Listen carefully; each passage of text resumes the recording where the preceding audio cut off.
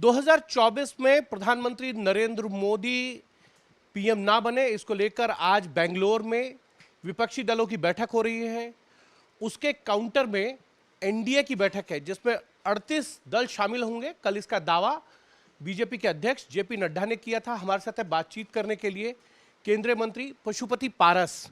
पारस जी, एक तरफ विपक्षी दल एक हो रहे हैं, दूसरी तरफ आप कह रहे हैं कि आपके पास तो 38 दल हैं और 24 में कोई वैकेंसी नहीं है।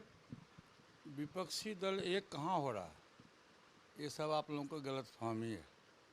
क्या ममता बनर्जी का कांग्रेस और सीपीएम से तालमेल हो जाएगा बंगाल में? एनटीआर का तालमेल हो जाएगा तेलंगाना में? दिल्ली आपके बगल में जहाँ बैठे हुए हैं, क्या केजरीवाल जी और कांग्रेस का गठबंधन हो जाएगा? ये कतई संभव नहीं है, कतई संभव नहीं है। ये लोग देखिए, एक देहाती कहावत है, आप लोग तो देहात के नहीं रहने वाले हैं, हम लोग देहात के रहने वाले हैं, कि लोग अपने दुख से दुखी नहीं होता है, दूसरे का सुख देख के दुखी होता है। तो चूँकि हमारे प्रधानमंत्री जी का कद इतना बड़ा हो रहा है, देश ही नहीं विदेशों में भी, कि आप देखिएगा कि अमेरिका के राष्ट्रपति जैसा, अमेरिका इतनी बड़ी कंट्री है, उसके राष्ट्रपति ने कहा कि प्रधानमंत्री जी को, आप इतने लोकप्रिय नेता हो कि हमारी इच्छा होती है कि आपका ऑटोग्राफ ले लो। तो प्रधानमंत्री जी का दिन प्रतिदिन कद बढ़ते जा रहा है, देश में नहीं विदेशों में भी।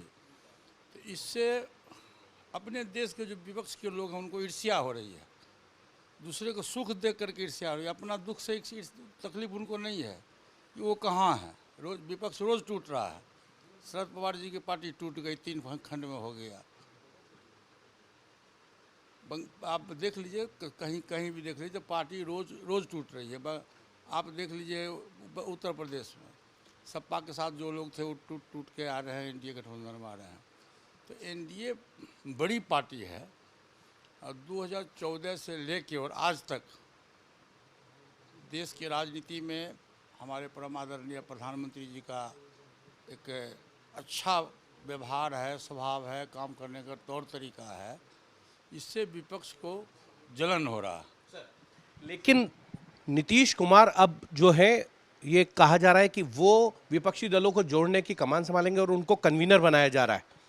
पहले नीतीश कुमार जी अपने बिहार को तो देख लें कि बिहार में क्या स्थिति है, लॉ एंड ऑर्डर की क्या स्थिति है, और कहाँ वो चले गए बिहार में। जो बिहार की जनता ने उनको 2005 में सत्ता के खिलाफ में उनको बहुमत दिया था और अपना नेता माना था, और जो बिहार की जनता की इच्छा के विरुद्ध विश्वासघात उन्होंने किया और दूसरे दल में एनडीए गठबंधन छोड़ के दूसरे दल में चले गए। पहले उनसे तो पूछिए कि बिहार की स्थिति क्या है। 18 वर्ष तक बिहार के मुख्यमंत्री रहे नीतीश बाबू, और 18 वर्ष में अपने विधानसभा में अपने पार्टी का बहुमत नहीं जुटा सके। सब दिन केयर टेकर बन के रहे, कभी जीतन राम मांझी के साथ, कभी एनडीए के साथ, कभी लालू जी की पार्टी के साथ, कभी किसी के साथ रहे। तो इसलिए ये सब चीज़ जो है सिर्फ प्रेस मीडिया में कहने के लिए है। आज के तारीख में प्रधानमंत्री पद का वैकेंसी नहीं है। मैं बार बार कहता हूँ कि प्रधानमंत्री पद का वैकेंसी नहीं है, और अपने देश में ऐसा कोई लीडर, सर्वमान्य लीडर विपक्ष में नहीं है जिसके नाम पर आम सहमति हो जाए। आपका कहना है कि 24 में अब कोई पीएम नहीं हो सकता, नीतीश कुमार की जो इच्छाएं हैं वो पूरी नहीं होगी प्रधानमंत्री बनने की? ये तो खैर असंभव चीज़ है, सपना कभी साकार नहीं होता है।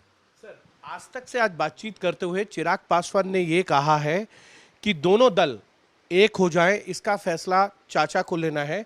चाचा को मैं पिता समान मानता हूं और वो जो भी गिले शिकवे हैं वो भुला दें। देखिए, मैंने बहुत पहले भी आपसे कहा था और सभी प्रेस मीडिया के साथियों से मैंने कहा था कि जब दल टूटता है तो दल जुट जाता है।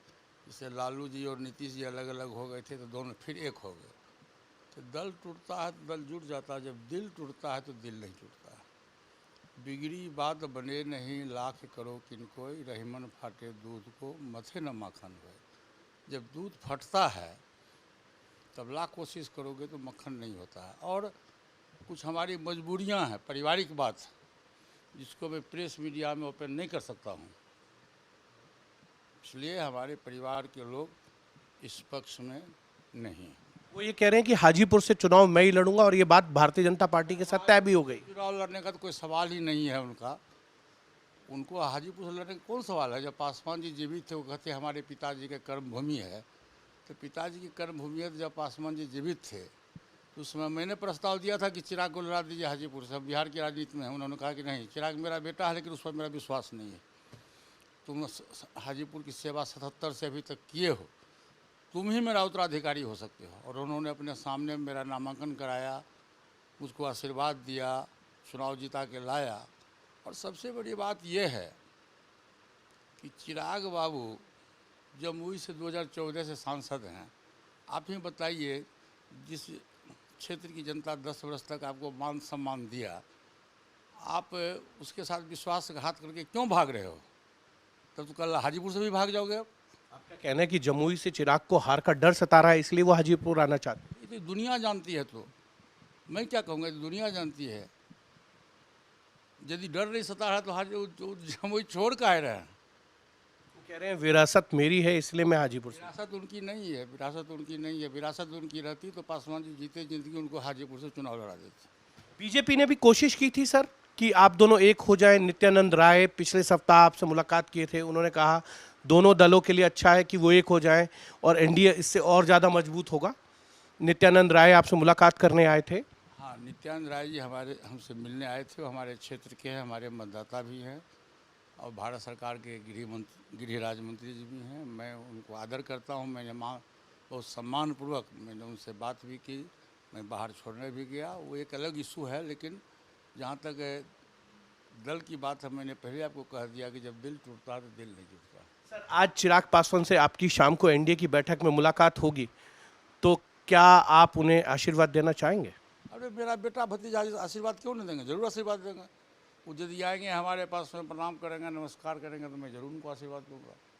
और वो अगर मंत्री बनाया जाता है उन्हें, आप इसका स्वागत करेंगे? सबसे बड़ी बात यह है कि प्रधानमंत्री जी का विशेषाधिकार है किस व्यक्ति को मंत्री बनाना है, किसको नहीं हटाना है, किसको कौन विभाग देना है।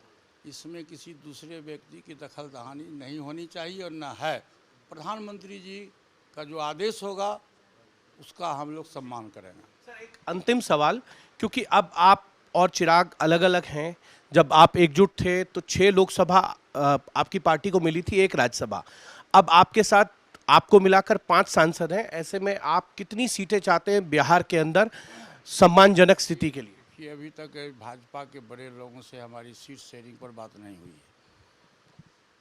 जब हम लोग आपस में बैठेंगे, एक बात आप जान लीजिए, गठबंधन धर्म का ये फार्मूला है, सीटिंग और गेटिंग। ये आप भी जानते हैं, सब साहब लोग जानते हैं कि सीटिंग गेटिंग पर कोई दखल दहानी नहीं होता है। मतलब जितने हैं उतने चाहिए। उतना तो हम लेंगे ही। 5 सीटों पे लड़ रहे हैं, 5 सांसद हैं, 5। तो मेरा संवैधानिक अधिकार है। अब उसके बाद फिर जब हम आपस में बैठेंगे, भाजपा बड़ी पार्टी है, बड़े लोग हैं, हम लोग छोटे दल हैं। लेकिन एक बात आप जान लीजिए कि बिहार में एकमात्र हमारी पार्टी और हम हैं जो विश्वास के साथ एनडीए गठबंधन के हम पार्टनर हैं। आज कौन आया कौन जाएगा मैं नहीं जानता, लेकिन मैं घोषणा किया हूं कि मैं जब तक राजनीति में जिंदा रहूंगा तब तक मैं एनडीए गठबंधन के साथ रहूंगा। आपका इशारा कहीं मांझी की तरफ तो नहीं था, चिराग पासवान की तरफ तो नहीं था? मेरा इशारा किसी की तरफ नहीं है।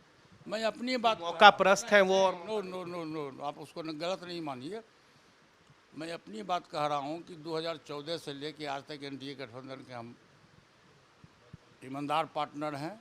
और जब तक मैं राजनीति में जिंदा रहूंगा, राजनीति करूंगा, तब तक मैं एनडीए गठबंधन का पार्टनर रहूंगा। एक अंतिम सवाल, अगर सीट शेयरिंग पे आपकी बातचीत नहीं हो पाती है एनडीए के साथ, तो क्या नीतीश कुमार के साथ आप जा सकते हैं? कौन सी बात आप बोलने लगे हैं? ये सब नेगेटिव बात मत बोलिए। देखिए, हम लोग जिधर चलते हैं सीधा चलते हैं, पीछे कॉम्प्रोमाइज कर लेंगे? पीछे मुड़ के नहीं चलते हैं। भाजपा गठबंधन में हम, एनडीए गठबंधन में, एनडीए गठबंधन प्रधानमंत्री जी अमित शाह जी का, जेपी नड्डा जी का जो आदेश होगा हम मानेंगे। चलिए। ये थे केंद्रीय मंत्री पशुपति पारस। कैमरामैन सत्या के साथ हिमांशु मिश्रा, दिल्ली आज तक।